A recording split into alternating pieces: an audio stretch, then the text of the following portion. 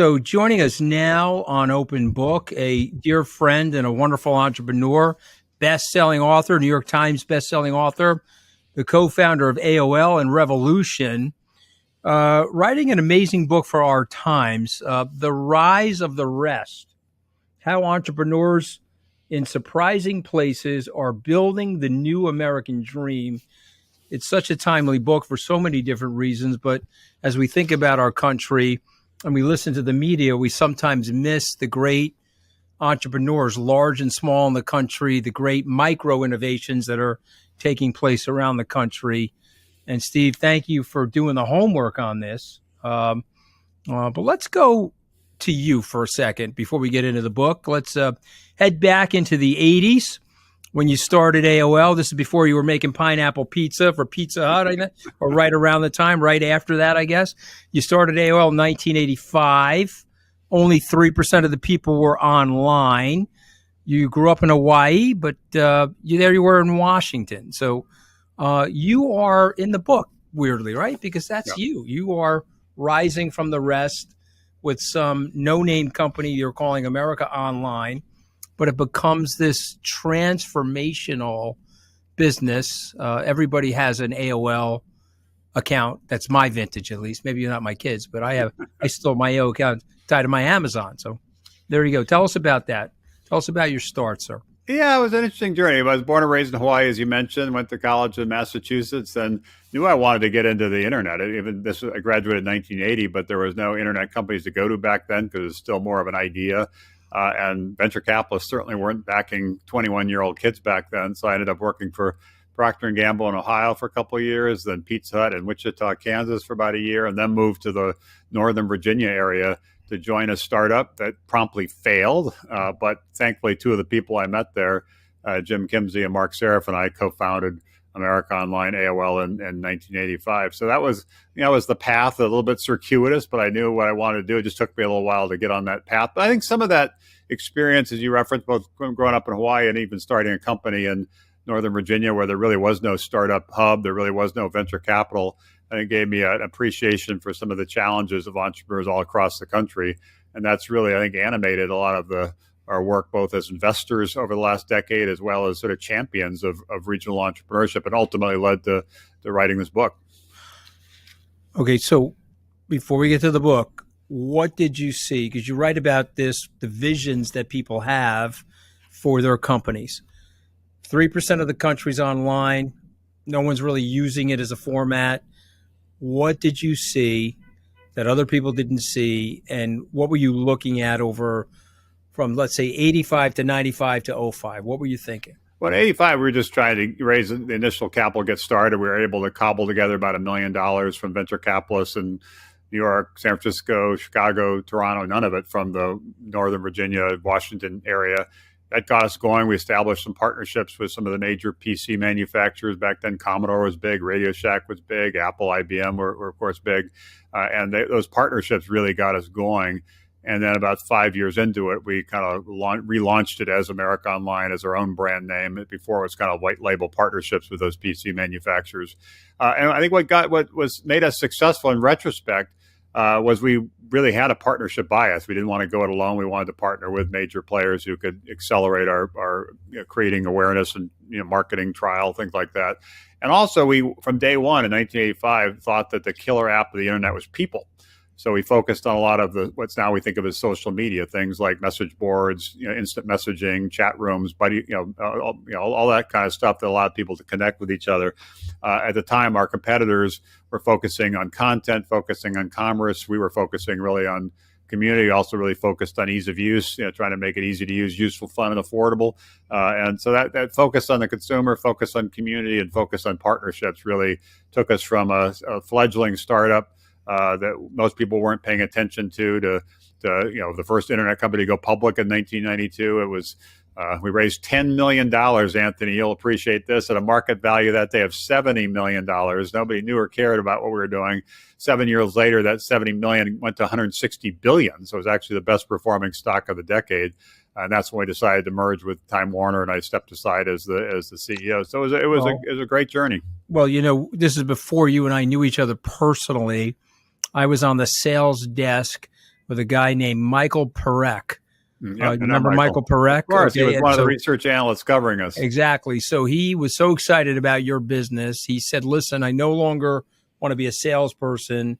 I need to move down to the research department and cover AOL, which is going to totally transform the internet and totally transform our businesses. And it did, frankly. You led to a lot of amazing innovations. AOL Messenger, we're still using that. We're just using it in different forms, as you know, but you guys obviously invented that. But I want to talk about the country that you and I love, because when I read your book, and I loved the book for so many different reasons, but when I read your book, it reconnected me with the core values of this country and the core values your parents in Hawaii or my immigrant family here in New York. Tell us about your road trips and the country that you love, and what did you learn about the country when you were doing the research to write this book? Well, there's so much, as you know, so much focus on what divides us as a country. So much focus on what's not working. And I think by spending a lot of time over the last decade traveling around the country, visiting dozens and dozens of cities and meeting thousands of entrepreneurs, it left me with a much more optimistic take on America, that they're really great people all across the country with big ideas. We need to help those entrepreneurs who are willing to take the risk of starting a company, help them by providing some of that initial seed funding to get going, help them as they're trying to create some visibility, help them as they're trying to establish some partnerships. But if we can do that, we can not just continue to lead as the most innovative entrepreneurial nation in the world, but do it in a more inclusive way. So it's not just some people in some places doing well, and a lot of people in a lot of places kind of feeling kind of left out and left behind. And so it just kind of redoubled my own commitment to do what I can to support these entrepreneurs, to champion these cities, these rising cities that are really fighting to become more relevant in the future by creating some of the new companies of the future, sometimes even creating new industries of the future. And if we can continue to do that, then I think this country can continue to lead the way. But it's not going to be what's happening here in Washington, D.C., where I am, or even in places like Silicon Valley. Those are going to continue to be important. But I think the real action is going to be all across the country. It needs to be all across the country.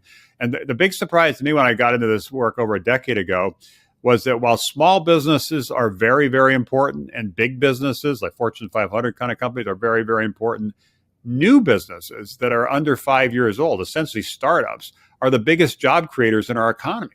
So if we want to create jobs everywhere in the country, we need to launch new companies everywhere in the country, not just tech startups, by the way, startups of all kinds.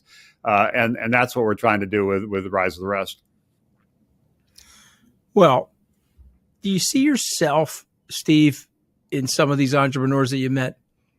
Of course. No, again, it's like when I was in my 20s, I had this idea around the internet. I was able to, kind of align with other people who shared the passion, build that initial founding team. We were able to raise some of the capital.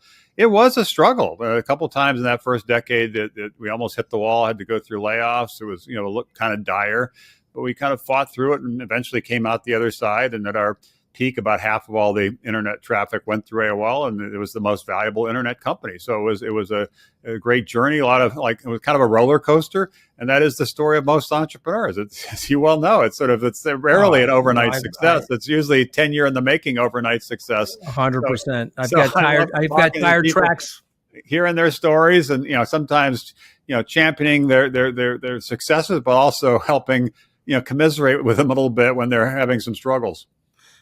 Listen, I got tire tracks on my back. I know you've had various tire tracks on your back over the years. I think that's what makes the country so interesting. Bill Ackman, who's a friend of mine, he's running Pershing Square. He said something to me a few days ago, which I'll share with you, which you get intuitively. He's like, you got to just survive, and you got to push forward. And no matter how bad it looks, if you keep pushing, there's the pathway to the opportunity, is a pathway to the riches, the execution, et cetera.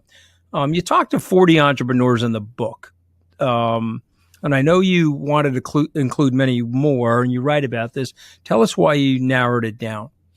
Well, because I Or knew tell us what you did to narrow it down. this book could have been 2,000 pages, not Right. 200 pages, given all Right, the exactly. experiences we've met, people we met, cities we visited.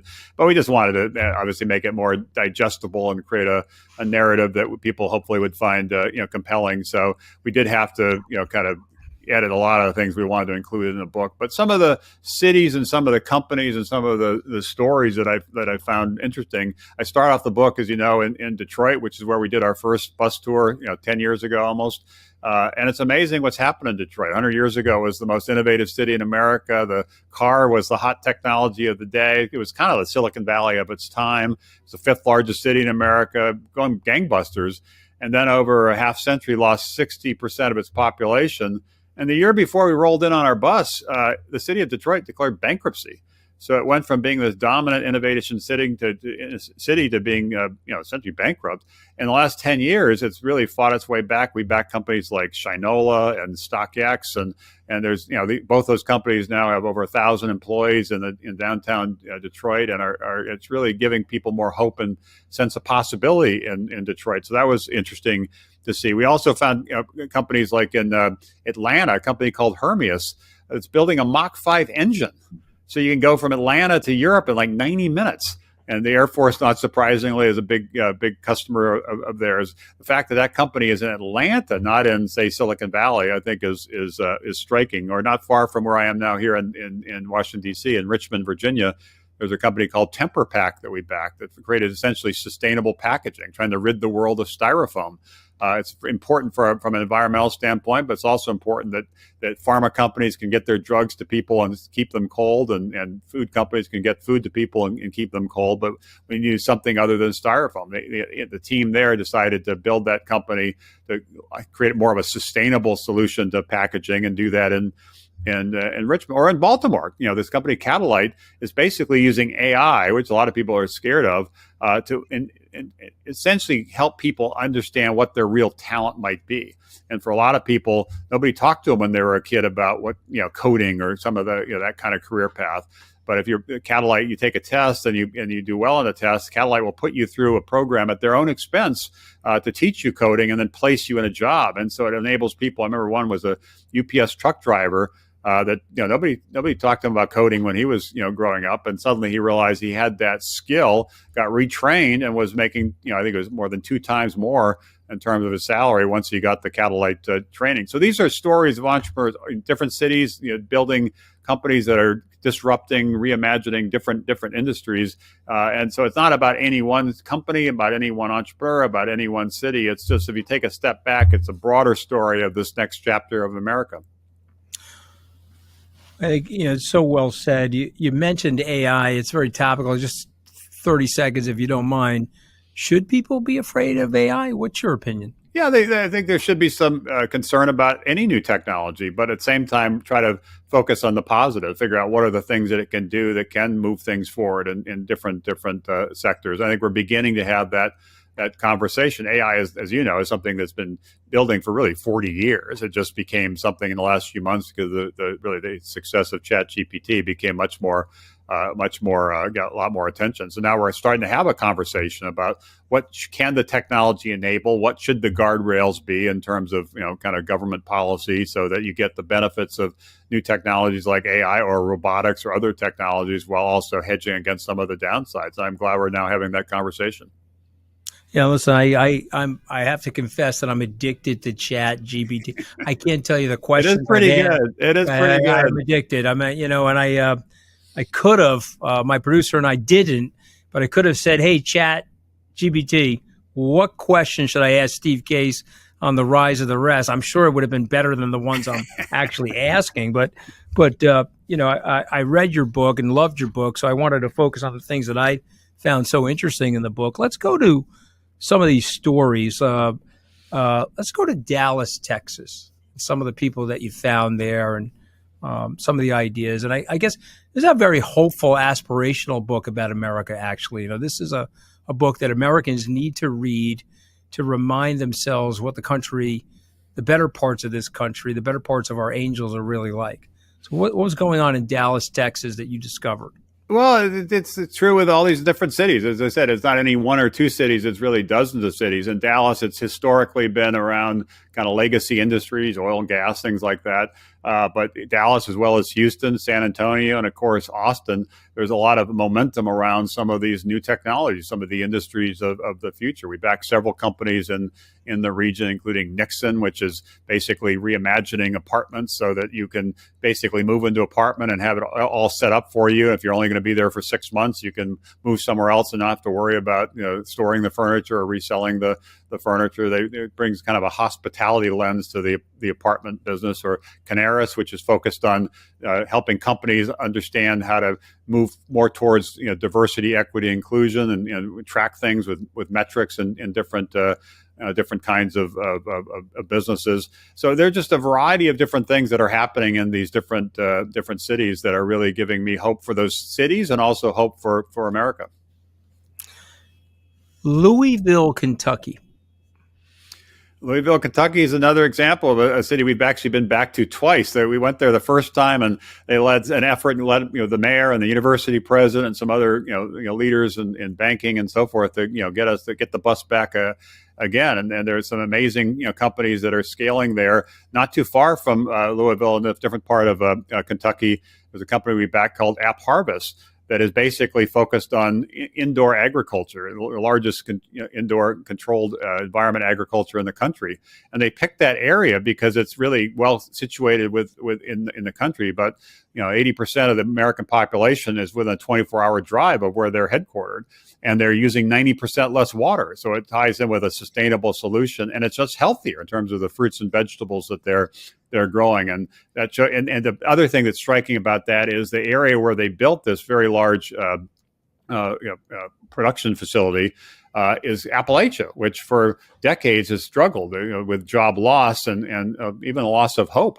And now there's hope in that area of Kentucky because of the success of an entrepreneurial company like an App Harvest.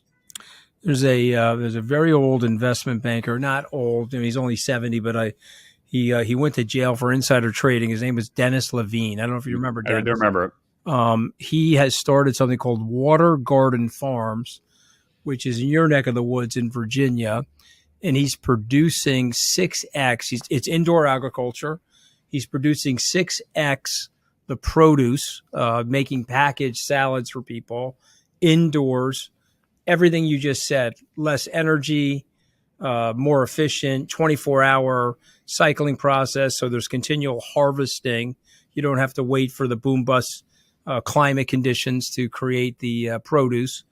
And so, I mean, these are great examples of innovation that lead to environmental success as well, right? Yeah, absolutely. And as you say, it's happening in many parts of the country, and it's entrepreneurs reimagining, farming, reimagining agriculture, reimagining our food systems, so we can have healthier food that's also more sustainable.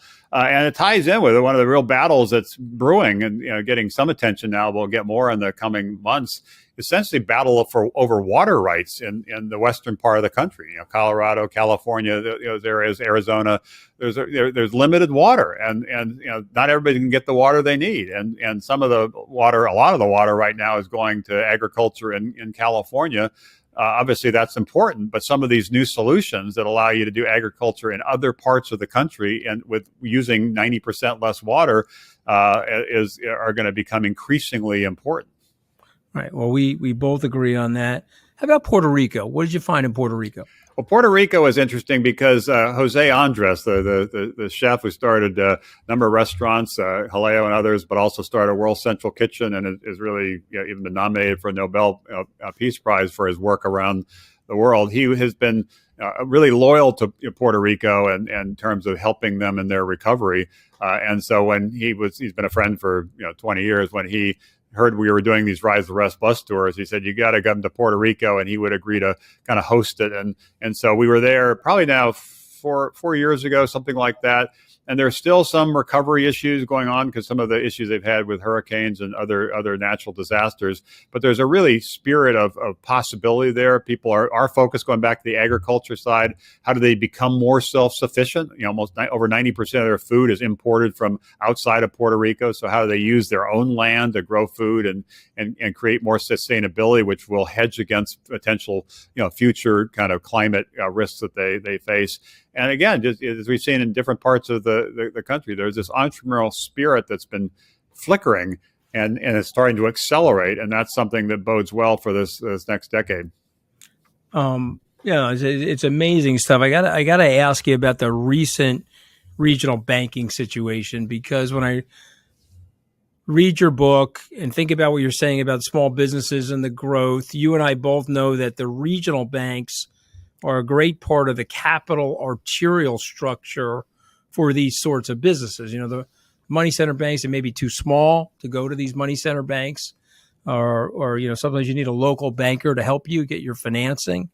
What do you think is going on in the regional banking sector of our economy, and how do you think it will inhibit or hurt innovation, or am I over exaggerating the issue there? No, I think it's a concern. I actually I wrote an op-ed in the Washington Post a couple of weeks ago about the Silicon Valley Bank situation, and part of it was expressing the concern you're raising, that we need to make sure we're funding the innovation economy. The biggest, most successful banks, J.P. Morgan and so forth, aren't really kind of set up to deal with these emerging entrepreneurs. That's one of the things that SVB did well. So they obviously had some challenges. It wasn't about loaning to entrepreneurs. The loan portfolio was actually in pretty good shape. It was, as you know, a mistake on the balance sheet where they locked in, I think it was $80 billion at 1.7% interest rates as interest rates were rising. So things kind of became upside down, and that's why you had the need for this rescue, the backstopping of the deposits. And so now that they've been acquired, we'll see what happens there. I know a number of regional banks and even some new companies are trying to fill that void and make sure that they're providing the banking services that young emerging companies need. And it is critically important. It doesn't get a lot of attention. More of the attention is on the venture capital, the equity risk capital that is invested in these companies. But as they scale, a number of them also do rely on banks in terms of venture debt and other kinds of products. And we need to make sure that's still available to them. Otherwise, we will see fewer companies starting, fewer companies scaling, fewer jobs being created, less economic growth, et cetera, et cetera. So it's very important that we learn from what happened there and try to make sure we don't have a situation like that again, but we don't lurch and overcorrect in a way that stifles some of the ability for these banks to support these young companies. Well, it's prescient what you're saying. I also think that you identified something I'd like you to share with everybody, which is about the American dream. So I want to take you back. Steve Case, 1980, coming out of school, defined for me the American dream. And then I want you to then say, Steve Case, 2023, has the American dream been redefined? And if so, what is it like today? Well, I'd say when I was coming out of college in 1980, there was still that sense of possibility, a sense that you could, do well if you put your mind to something and really stuck with it. You could accomplish something. And in some ways, the core, I think, definition of the American dream is you have the opportunity to do better than your parents or better than your grandparents. There was sort of a ladder up that was available to almost not everybody, but almost everybody. And the question was, how do you make sure that was available to everybody? Now we fast forward, I guess now 4 decades plus later, I think there are a lot of people in this country that aren't so sure that American dream is available to them. They're not so sure that they haven't been left out and left behind. And that's part of why we're so focused on the rise of the rest. It's not just about backing the companies in these particular cities, supporting the entrepreneurs in these particular cities, but recognizing that successful companies, as they grow, as they create jobs, create a broader set of jobs in their community. The best data I've seen on that says for every job in a tech startup, there's 5 other jobs in the in the community. So we have to be creating these new companies, have to be creating these new jobs in places all around the country, and giving people that sense of possibility. If people do have an idea to start a company.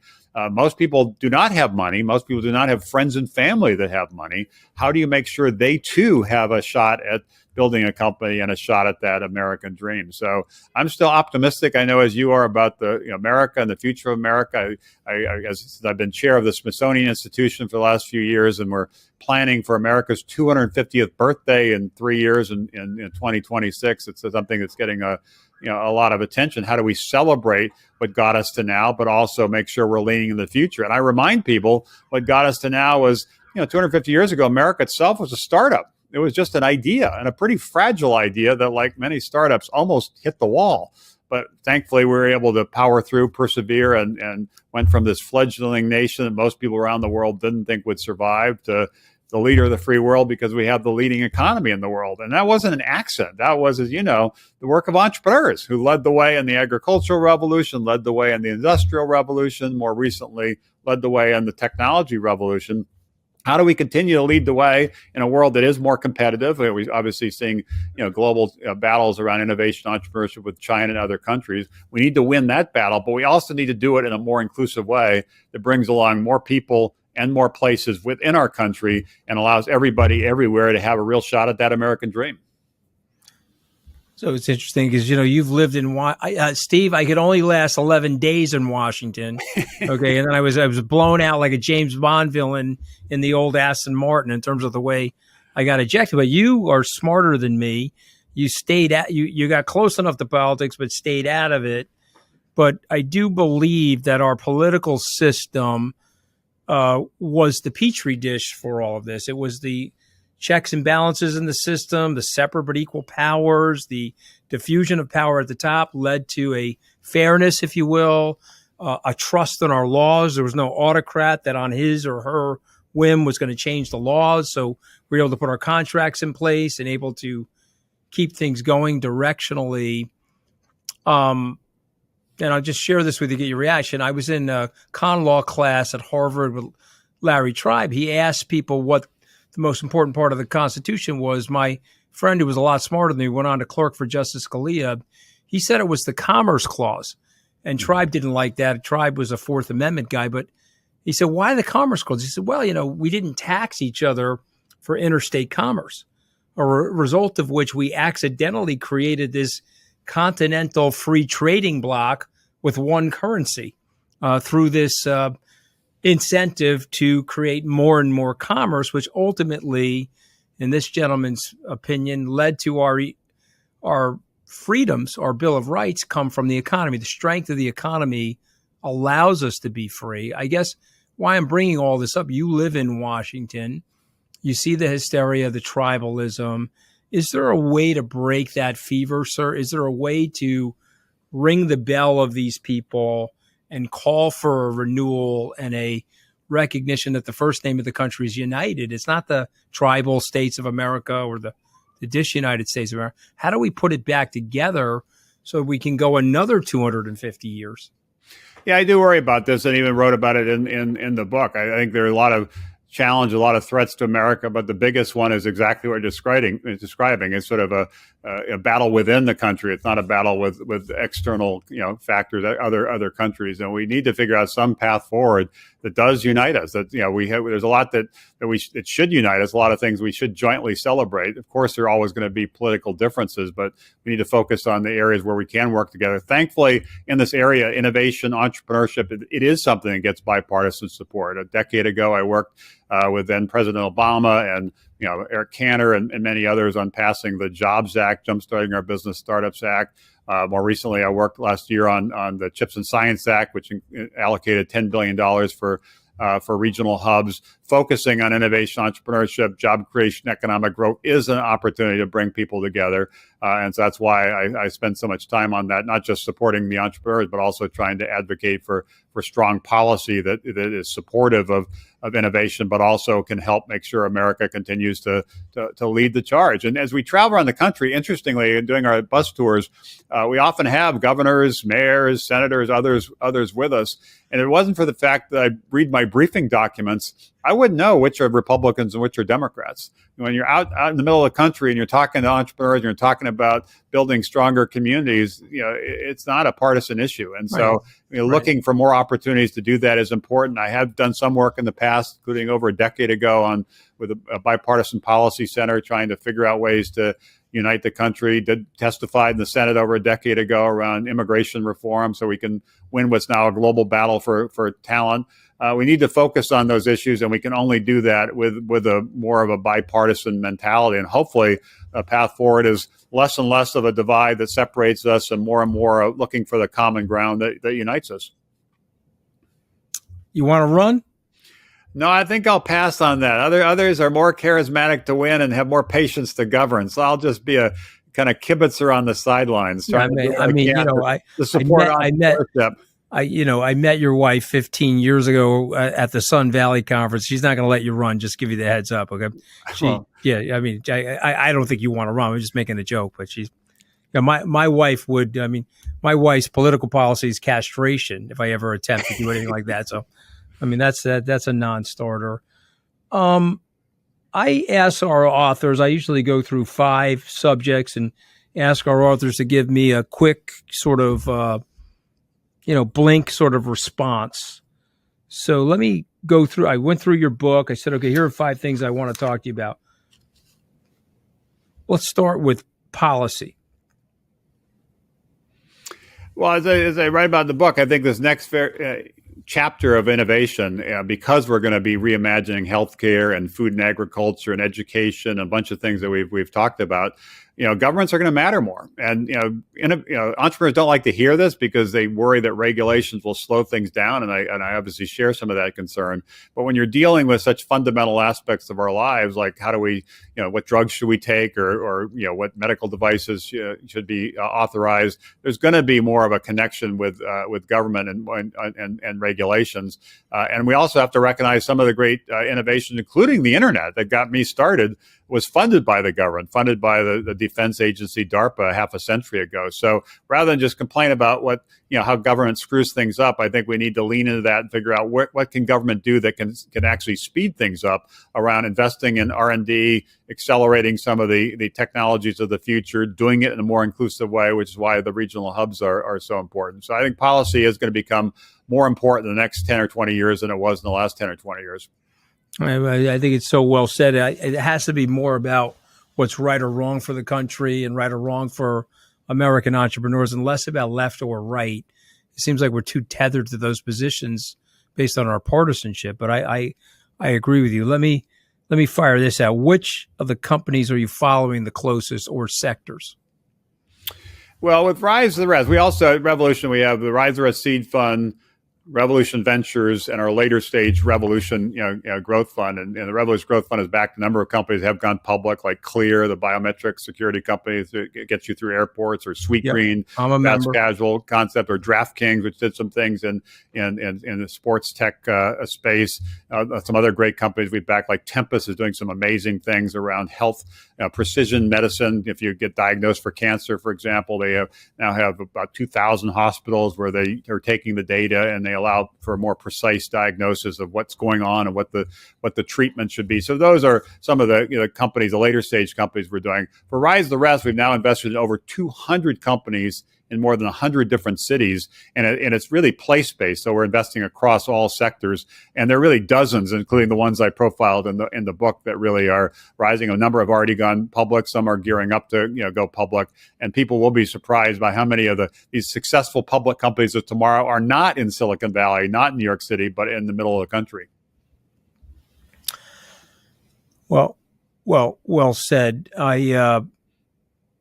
I want to ask you about, because again, this is part of being an entrepreneur. regrets or disappointments in your life or in your investing, and what did you learn?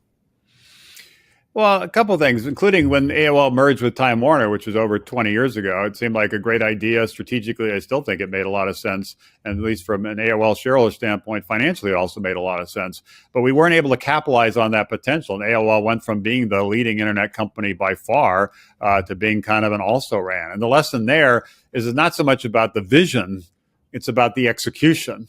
And that's, a Thomas Edison quote from 100 years ago, over 100 years ago. And so just focusing on that, it's sort of having the right team focused on the right priorities, executing the right way is really where the action is. It's not about the idea, it's about how you execute against that idea. That also has impacted other things that we've done. Some of the companies that we thought had a lot of promise sometimes struggle and stumble and fail because they didn't really get the execution all right. So those are some of the regrets. And when you're making investments, as you know, in young companies, not all of them are going to be successfessful. If they are all successful, you're not taking enough risk. You're not trying hard enough to really kind of lean into the future. But the ones that are always the ones that are disappointing, kind of like the merger, was when it was a good idea, but somehow they weren't able to execute to really seize the moment, seize the opportunity.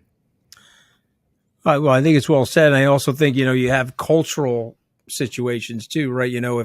If MySpace is bought by News Corp, well, maybe it can't germinate and become Facebook, right? I mean, and maybe there was some cultural issues too, where there's no question. As part of the execution, people and culture are obviously kind of tightly linked. Right, exactly. And some cultures are just a little bit more traditional, and yours was a little bit more entrepreneurial. Okay, I'm landed from Mars. I'm getting out of my spaceship. I meet Steve Case. And I ask him to describe America. And I say to Steve, why is it the place for innovation? Well, it goes back to a backstory when we started 250 years ago. It basically was a pioneering spirit, people who believed that there was a better way, a better life ahead, a better land to move to, and created a community, created a country, created an economy that's now the leader of the pack. And we still do have that pioneering spirit. But what we need to do more of, and we've talked about this through this discussion, is make sure that's available to everybody everywhere, not just some of the folks on the coast, like in Silicon Valley. As I've traveled around, I know you've done a lot of this as well.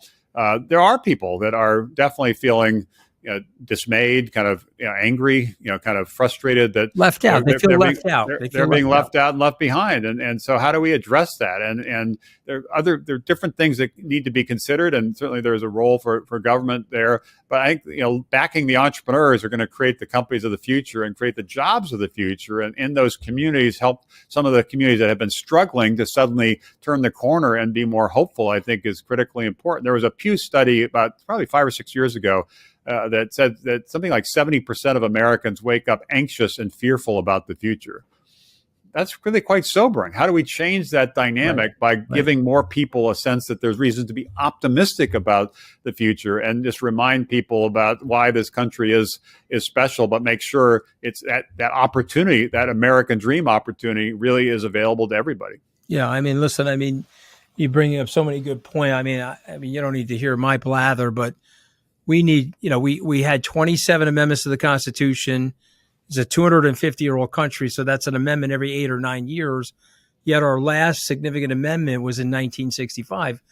We got to get it together. It was a living document, and it was designed to be amended to reflect what's going on. And if you ended the gerrymandering and you put everybody in the dish, are we in a real democracy, Steve, if the candidates themselves are picking the voters? I thought we were supposed to pick the candidates, but they're picking the voters, and they're screening out their enemies, and they're staying in office for 30, 40 years, and it's created a mess, whereas because you're a great marketing person, and these are marketing competitions. If they had a mixture of Republicans and Democrats in the district, they'd have to moderate their views, and they would be less extreme, and we need amendments, I think, to make this thing healthier, sort of to reset the cultural dynamic.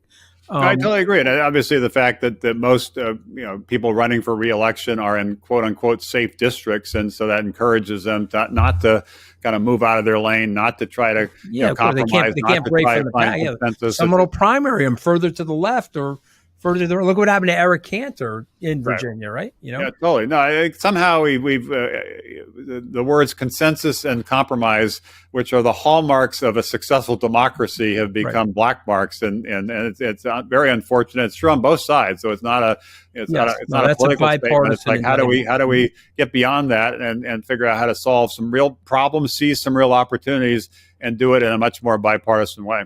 So my last of these 5 words or themes is location. Which one excites you the most?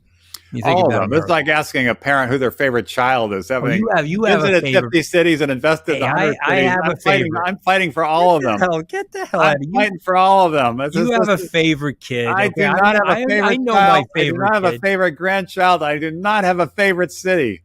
All right. I just you have heard a it favorite here. podcast host. You heard it. You heard it from Steve Case. He's a very balanced, even guy. I have a favorite. I have 4 boys and 1 girl. Who do you think my favorite is? I mean, come on, it's obvious.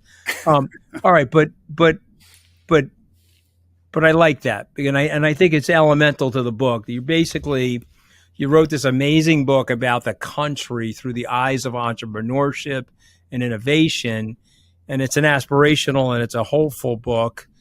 And you're somebody I admire a great deal because you're a doer, you're an innovator.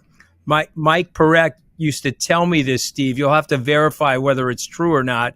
You used to go into the chat rooms at AOL as CEO. I mean, you weren't saying you were this, but just to check things out once in a while. Is that something you used to do? Totally. It's my version of management by wandering around. I was wandering around the service, chatting up people and finding out what they liked, and we'll do more of that, and what they don't like, and we'll try to fix it. He was so impressed with that. I remember being in a research meeting. He had a strong buy on AOL, and he was just so impressed with your hands-on nature. And that was one of the examples he used. And I'm going back into the mid-90s now when I was back at Goldman. So anyway, I wish you nothing but great success. What's next for you? Do we have another book on the horizon or no? No, I don't think so. Although I didn't think this is the second book I wrote. I wrote a book 6 or 7 years ago called The Third Wave, the Internet's Third Wave. And I thought when I wrote that book, I was kind of done. But this Rise the Rest, because as we've discussed, the last decade, I've had the opportunity to travel around the country to see firsthand what's happening, and was struck by those stories. There were surprising stories about surprising places. I just felt like this story had to be told, and that's why I wrote the book. I don't think I have another one in me, but I've learned, as you have, never say never. Well, you never know what's going to happen. But my takeaway from this podcast is I am your favorite podcaster. Okay, that is my takeaway. Okay, from everything that you said, I just want you to know that. All right, Brian, I appreciate that. I'm sure that will be the soundbite. No, exactly. Well, of course. I'm going to try to get that in the New York Post. No, I'm kidding. The Rise of the Rest. What a great book. How entrepreneurs in surprising places are building the new American dream by Steve Case, a best-selling author, and really just a phenomenal book. And the country owes you a debt because you're out there helping everybody, Steve. So thank you for that. And thank you for joining Open Book. Thank you, Anthony. Great to be with you as always. If you really do want to be the change you want to see in the world, these are some of the things that you can do to help these entrepreneurs to get ahead. I needed you when my kids were younger, right? Because I needed you to give them some coaching about this stuff. How do you coach a younger person? Give me the pitch. What would you say to a younger person? I talk to people who have the money, who can invest, and they say to me, oh, me? No, I can't invest because I don't have enough money, or I don't have the background. I wasn't invited. I don't have a finance degree. But that's just simply not true anymore. Knowing that this is out there, that there are so many entrepreneurial things happening around you, that you can be involved in it for as little as $100. Just that ability to know that maybe if I invested in something now, somebody who's 20, 25 years old, they have a long time horizon. So it's actually better for people to invest earlier. In the past, you needed to have a lot of money. So that meant that you had to wait until your later years in a lot of cases in order to do that. Nowadays, you can get started earlier and you can learn a lot along the way so that once they have more wealth in order to invest, then they can do it in a bigger way. Welcome to Open Book. I am your host, Anthony Scaramucci. Joining us today is Marcia Dawood. She's the chair on the SEC Small Business Capital Formation Committee, but she's also an author, a podcast host, and a speaker. By the way, I listened to your TEDx talk. We're going to talk about that as well. I thought that was a brilliant speech, Marcia. So thank you for joining us. But before I get to you, I got to give out the title. The title of the book is Do Good While Doing Well. Invest for change, reap financial rewards, and increase your happiness. What a great book, by the way. We both enjoyed it, Holly, my producer, and I. So, congratulations on this incredibly empowering book. Welcome to the show. Thank Before we you. get to Thanks the for having book, me. though, let's have a little bit of your background and how you first got involved in angel investing. Of course, for some reason, every time I invest like an angel, my money goes straight to hell. But we'll talk about that on another podcast. You seem to have done very well as an angel investor. So tell me how you got there. Yeah, so I was working in corporate America and I was living in Pittsburgh, Pennsylvania at the time, and somebody invited me to an angel investing meeting. And I remember thinking, cool, what is that? No idea. I thought maybe we would be picking stocks that night. I had no idea. Anyway, I go to the meeting and I see these entrepreneurs, local entrepreneurs, who are talking about these incredible innovations that they're working on. And I'm thinking to myself, where have I been? I think I've been living under a rock. I have no idea that these innovations are going on right in my own backyard in Pittsburgh, of all places. I'm thinking, this only happens in New York or San Francisco or things like that. Well, I come to find out that there are innovations happening with amazing entrepreneurs all over in every city, in every country, in every town, everywhere. And I was just so incredibly fascinated because I was living in corporate America and I was kind of doing the same thing and expecting different results, and I wasn't really getting them. And then I discovered angel investing and discovered entrepreneurship. And I thought, wow, if you really do want to be the change you want to see in the world, these are some of the things that you can do to help these entrepreneurs to get ahead.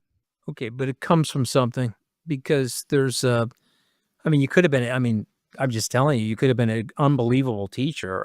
There's something else going on. So tell me a little bit more about your background. It's one thing to be a good investor and a great networker, but you're didactic, you're a teacher. I feel like I left your book and I left your TED Talk inspired, and I felt like there were things I needed to be thinking about that I didn't think about prior to reading your book or listening to you speak. So where's that coming from? Well, between 2010 and 2020, because of my husband's job, he works in finance, we ended up living in Pittsburgh, New York, San Francisco, Dallas, and Charlotte, North Carolina. Those are five very different places, although they're both, they're all pretty big cities. But I ended up learning so much about entrepreneurship, about the fact that underrepresented founders like women and people of color really don't get very much funding. And when I say not much, like practically nothing. So I just thought to myself, how can we change this? How can we do something to be able to make this different? And I had this perspective of living in these different places that most people didn't have. And I thought, well, okay, I unfortunately am not, a lottery winner, a billionaire. So I can't be writing check after check after check. And I even talk in the book about how, you need to have like buckets of money and you want to, diversify your portfolio, all those good things. But I really wanted to make sure that I could use the knowledge to maybe help other people do it. And could I amplify the message? Could I multiply my effect by helping others to learn that they could make an effect and they would have make a difference too? So that's really where all of this has come from: the podcast, and then the TEDx talk, and then the book. Okay. TEDx talk. I have a little bit of TEDx envy, if you don't mind me saying so. Okay, I've never given one. I'm fascinated by it because you got to get a lot of information into a very short period of time. So give me some TEDx talk preparatory tips and tell me what you were thinking about. And we'll make sure that the link to your TEDx talk goes out with all of our social media when we promote your book, which I thought was great. Okay, tell me how we get prepared for this, Marsha. What do we do? Yeah, so I ended up writing the speech and I refined it so many times because I made every pretty much anybody I knew, neighbors, friends on video, whatever. I'm like, you have to listen to this and tell me what makes sense, what doesn't make sense, all those types of things. So writing it is one thing. The thing that makes a TEDx talk a little bit different than other speeches, and I've given lots of keynote speeches and things like that, but you really have like one shot. This TEDx talk is like you're standing there, you're being recorded, you're live. And in a lot of cases, the TEDx people aren't necessarily going to be like, oh, yeah, oops, she kind of messed up that one word. Let's edit that. Or wait, she forgot her train of thought.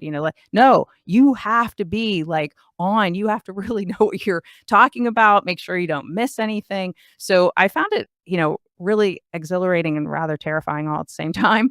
But really, the idea of getting like you say, everything in those in my case 11 minutes to get across a message to say, "Hey, this is something that I really hope you'll walk away with feeling inspired by, and maybe you'll actually even take action because I'm gonna tell you a little bit about how to do that."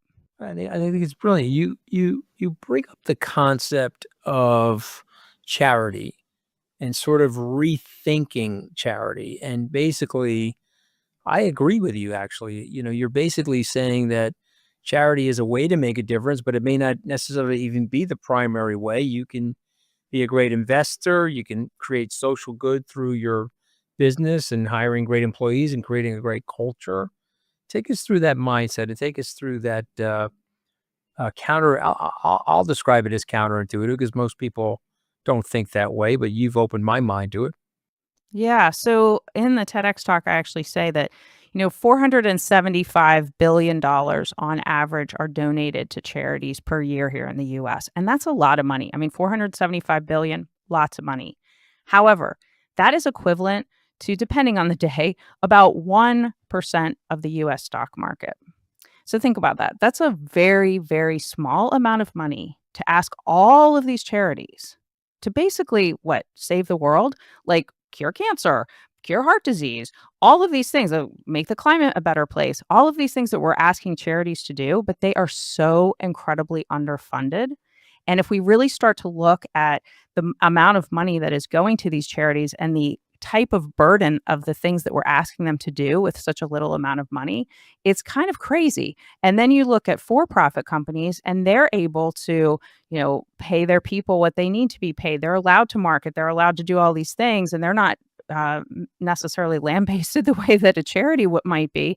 It kind of doesn't equate. So I started to realize, wow, there's a lot of small companies, small businesses around the world, around the country that are doing things that could really help and kind of be in unison with charities. Imagine if we all started to kind of pool everything together. So I'm certainly not saying people should not donate to charity. I do, everybody should. But let's just think about the big picture. We want to see change in the world. We want to see real innovation. We cannot put that type of burden on charities that just don't have the resources. So the SEC, they're making changes. We unfortunately for me, you probably don't want to hear my opinions, but I'm going to share them anyway. I feel like we have hard left regulation from the SEC, and then the Republicans win. Then we have hard right. What I love about you, if you don't mind me saying so, is you're not about that. You're about what's right or wrong for the country. So I guess how do we get there? Is it ever possible? You go to a country like Singapore, they don't care about the politics. They want to do what's right for the consumer, what's right for the end user. I would say the UAE is like that. Can we get there in this country, Marsha, or we're just going to have tribalism in our regulatory process? Yeah, well, I love serving on this advisory committee for the SEC because we get to talk about things that really matter. And it's a long title. It's the Small Business Capital Formation Advisory Committee. But what I love about it is we represent all of small business. We're talking about everything from like a mom and pop shop to startups to really any type of business in the US that really is creating jobs, which to me is like a super, super important thing. So I love the fact that this committee can get together and really talk about things that are real and that we can start to make a difference with. In a lot of cases, there are, and I don't even know that I knew this before I was on the committee, so I don't know how many people do, but some things have to go through our Congress in order to make change in laws and things like that. But some things can be actually done at the SEC with the commissioners. And so that's really what we're doing. We're trying to be those boots on the ground, talking to the commissioners, talking to people saying, hey, this is what's happening in the real world. Let's make sure that whatever legislation's being looked at, whatever type of thing is going on in the world, can we actually start to narrow that down and make sure that we are not hurting the little guy, essentially, the small business, the entrepreneur, and make sure that what we are doing is really making, yes, we want to protect the investor. That's more of the left side of this. And yes, we want to have capital formation. That's more of the right side of it. But how can we kind of all come together to make sure that we're really helping the small businesses in the country? Okay, well said. So give me the message now. You're on the board. Give me the advice that you're giving. Tell me, infuse for me your angel investing experience, your understanding of the regulatory process. How do we make this better and easier for people to get the capital that they need for their great ideas and innovations? Yeah, that's a good question. So actually the upcoming meetings that we're gonna be having over the next few months, we're talking a lot about finders. So finders are really not necessarily allowed right now, though you have to be a broker dealer and there's a lot of rules and we won't get into all that red tape. But a finder is somebody who can help a smaller business or even a startup to be able to find the capital, hence the name finder. But in a lot of cases, they can get either in trouble or, really put themselves in a bad position if they are not registered as a broker dealer. But the amount of red tape they'd have to go through, it's kind of like they're stuck in this middle ground. But the small businesses really need the help. So what we're trying to do is figure out, hey, can we make something like, I don't know, maybe we'd call it like a broker dealer light or a finder's advantage or something like that so that they can help these startups and these small businesses to be able to get the capital that they need, because a lot of these entrepreneurs, they do not have the connections, they don't have the network. So it's like, how do we get that to all kind of come together? And they're not allowed to go on social media and talk about it either, because that's also a no-no. So, for listeners who think angel investing is only for the ultra wealthy and just for the insiders, what does it look like in practical terms, like to invest small, do the equity crowdfunding, that sort of thing? How does somebody get started? Yeah, so I mean, back in the day, and that wasn't that long ago, maybe 10, 15 years ago, it really was harder to break in. You needed to be invited, you had to have a lot of money. But in 2016, the SEC changed the rules to allow equity crowdfunding, to your point. Now, anyone, I always preface it with anyone with an internet connection and a bank account can invest as little as $100 in some of these startups. And so, what I usually tell people to do, and this is also a fun activity for families, is create a mock portfolio. Just start, you don't even have to invest any money. You could go on to any of these equity crowdfunding platforms, a site like Republic or Start Engine, WeFunder, those are the big three that have most of the market share right now. And you could actually just create a mock portfolio with your family. It's actually really fun. I used to do it with my stepkids. We used to just look at different companies and say, hey, what do you like about this? What don't you like about it? Start some really interesting dinner conversations. But that's one thing that people can do, just reading through what it takes for a company to put what we call a pitch together, or what they're when they're asking for funding and when they're building their company. What does the company look like? What's the problem they're solving? What are the solutions that they're trying to bring to the table? And I think that's a great way for somebody to get started. Okay. I mean, the theme in your book about financial return and social impact, how should investors structure their approach to achieving that? Well, there's a lot of ways to diversify your portfolio. And when I say portfolio, I mean like everything that you would invest in: real estate, stocks, all those kind of things. So when you think about angel investing, that would be the alternative asset. That would be that little bucket of money that you think, well, hey, I could go out and do good in the world and I could potentially get a return. Now, the risk is higher for sure. And I go into that a lot in the book about how to diversify that risk. But at the end of the day, what we're trying to do is to do good and do well. And I think that there is a balance for that. It's also going to be cyclical with the economy. If you think about 2020 and 2021, they were heyday of capital formation. There was capital flowing everywhere. And I personally had a ton of exits. I got a lot of money back that I had invested in years prior.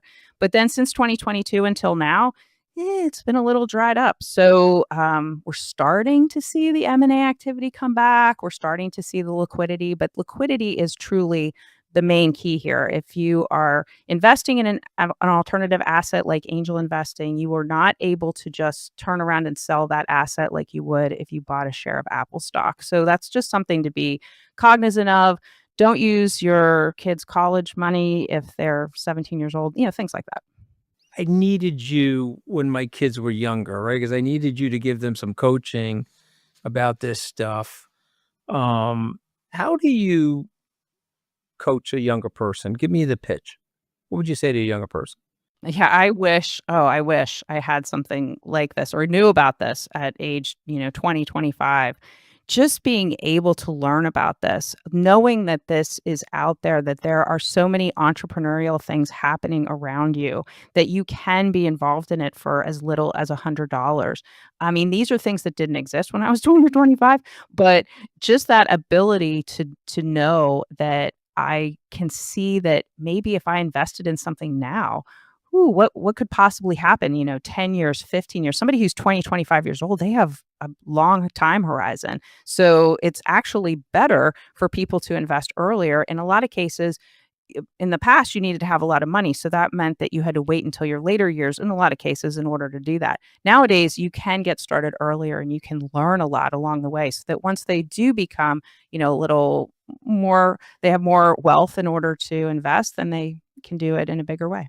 You talk about the personal rewards, not just the economic return, but there's some like psychic energy that comes from all this. It's just not just the financial rewards. Can you share a story of something that captures that feeling? I mean, you write about some of it in the book, but just give me a Yeah, like one of the things I'm pretty passionate about is investing in women's health. That's one thing that really doesn't get very much funding, very underfunded area.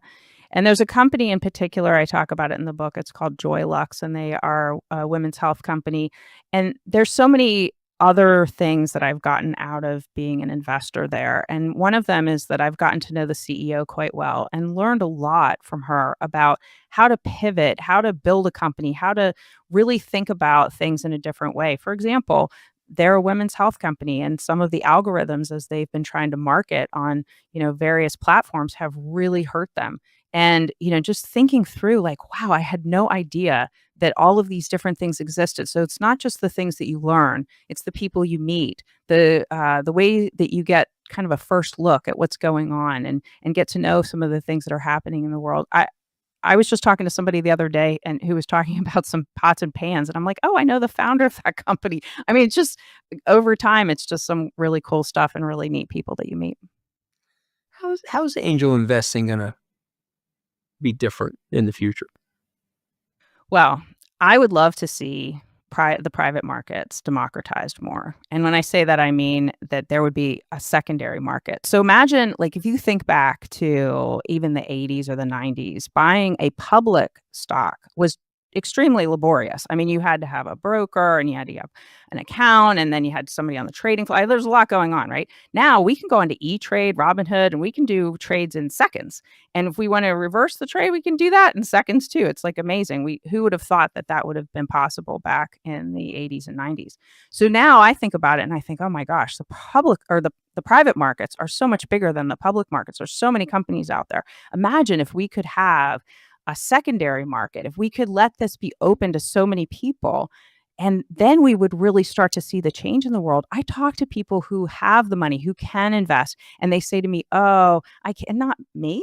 Me? I couldn't. No, I can't invest because I don't have enough money or I don't have the background. I wasn't invited. I don't have a finance degree." But that's just simply not true anymore. And if we could really start to harness everyone getting involved in the change that they want to see and that innovation they want to see in the world, imagine the type of world we'd live in.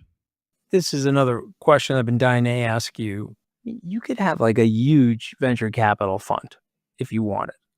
So give me the Marsha Dowd life plan, if you will. So tell me what's going on in there and tell me the different buckets that you get your psychic and economic rewards from.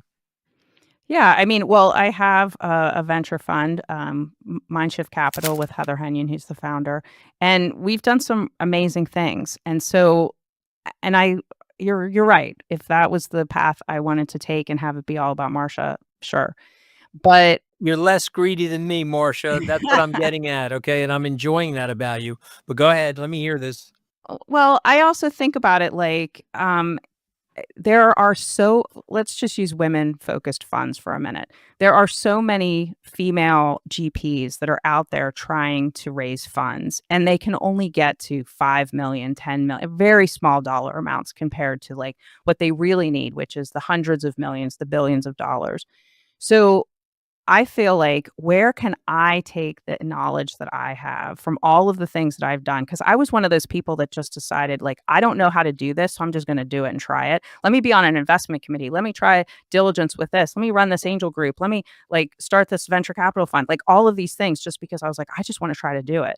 So if I have all this knowledge and I'm just working on Marsha, Inc., to me that doesn't really fit the bill. And what I really want to see is more people coming together, democratizing this whole private market, so that then we can start to see female founders get funded more, female GPs get the money that they need in order to build the funds, and that we actually start to see the innovations that we want to see in the world. And if that's the part that I can play, if I can write the books and do the podcast and start to get more and more people inspired, then I feel at the end of the day like I did what I wanted. See, I absolutely love that. And I got that from the book. I got a feeling from you that you're on a mission. This is, it's not charitable the way we would define charity. It is doing good through the process of profitability. And it's almost like, it's a big message about capitalism, Marsha. Okay. And the message that I heard was, you can have a for-profit venture that could lead to positive externalities for people in terms of innovation, quality of life, helping people through employment, but then using your profits for whatever social good that you'd like to deploy them in. Did I get it right? What did I miss? No, that's it. That was very well said. Okay. I gotta tell you, I'm looking forward to now following your career. So what's the future look like? Well, since you asked, I when the book came out, Do Good While Doing Well, I talked to a lot of people, especially women, and they would say to me, "Oh, they still were like, oh, okay, you got me. I'm really interested in this, but you know what? I finally got them to admit to me, I don't really know where all my money is. My husband does a lot of that. I've got a financial advisor. It's kind of all over the place, and I feel like you're asking me to do something that's at like a 501 level, and I'm kind of back here at like 101." So over the last couple months, I wrote a prequel book. It's called Unapologetic Wealth. Rewrite Your Money Story from Any Beginning. It comes out in March, and it is really helping women, especially or really all people, because I had a couple men read it too, and as a beta reader, and they really liked it.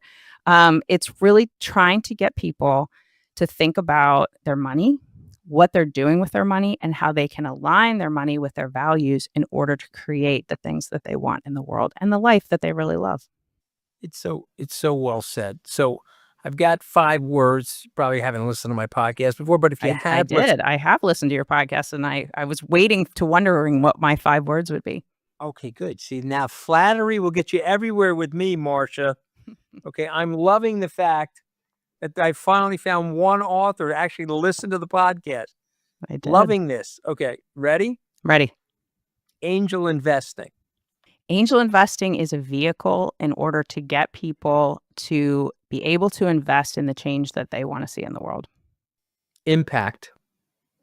I have such a love. You know what? I actually thought, I bet he's going to use the word impact. We have to. We have to read in the book. How are you not going to use the word impact? I know. I have such a love-hate relationship with the word too, because I really do love making an impact, but there are a lot of connotations around the word impact investing, and that it is only charitable. And I do not believe that that's true. So I'm kind of out on this mission to say impact does mean profit. You can have impact and you can have profit. Change. There are so many things. When I was a little girl, I would think to myself, I want to be the change. And even when I was super young, I didn't really know what that meant, but I'd heard that quote from a very early age. And I just thought, I want to be that change. And change can be really anything that you want it to be. And I think if people realized how much they could affect change, it would really make a difference in this world. Reward. Rewards, in some cases, people think about that only in monetary value, but there are so many rewards, especially in angel investing. I talk a lot about how my husband plays a lot of golf, and he meets all these amazing people. And I thought to myself, well, where's my golf course? And that's where I found it, in angel investing. I love that, by the way. And by the way, I'd rather be working type. I hate the golf. I can't spend a minute. I can't stand it myself. Can't spend a minute on the golf course. Okay. Last word. I'm going to give you the last word. Happiness. Happiness. Happiness can mean so many things. And I think at the end of the day, if you align yourself, your money with your values, then you will end up being a very happy and content person. Okay, so I think, and I love everything you said, but when I read your book, happiness is an inside job. That's what Yeah. I got out of your book. It's Yeah. not an outside job, it's an inside job. It's making yourself happy and recognizing it's not it's not what the magazine advertising definition of happiness. It's your definition, right? That's what I That's got right. from your book. 100%. Okay, so the title of the book is Do Good While Doing Well, Invest for Change, Reap Financial Rewards, and Increase Your Happiness. Marcia Doward, thank you so much for joining us on Open Book today. Thank you.